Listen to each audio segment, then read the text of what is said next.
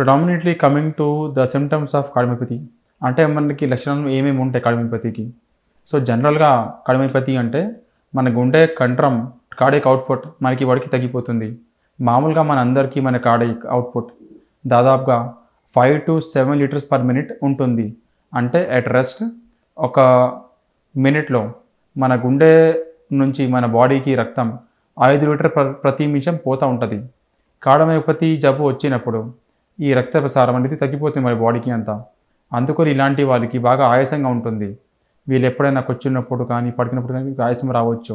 వీళ్ళకి మూత్రం సరిగా రాక వీళ్ళకి కాలు వాపులు వచ్చేస్తాయి అన్నమాట. లంగ్స్లో వాటర్ జారిపోతుంది. లంగ్స్లో వాటర్ జారిపోతే you get something called as orthopnoea and PNT episodes. అంటే ఆర్థోప్నియా అండ్ పిఎన్టీ అంటే ఏంటి? మనం పడుకుంటాం రాత్రి నిద్రపోవడానికి. మనం పడుకున్న వెంటనే మనకి ఆయాసం వచ్చేస్తుంది. మనం ఫ్లాట్గా పడుకుని వెళ్ళిపోతాం. So this is called as an ఆర్థోప్నియా.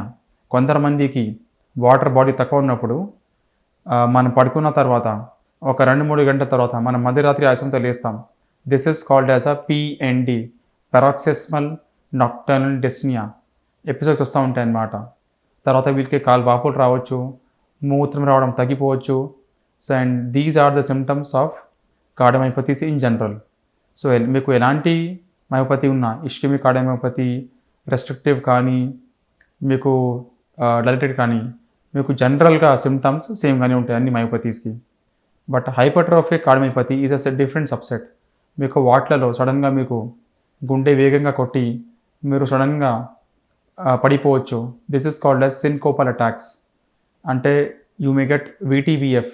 గుండె వేగంగా కొట్టుకున్నప్పుడు మన బ్రెయిన్కి సరిగా రక్త ప్రసారం జరగలేనప్పుడు మనకి సడన్గా మనం చక్కర వచ్చి పడిపోతాం.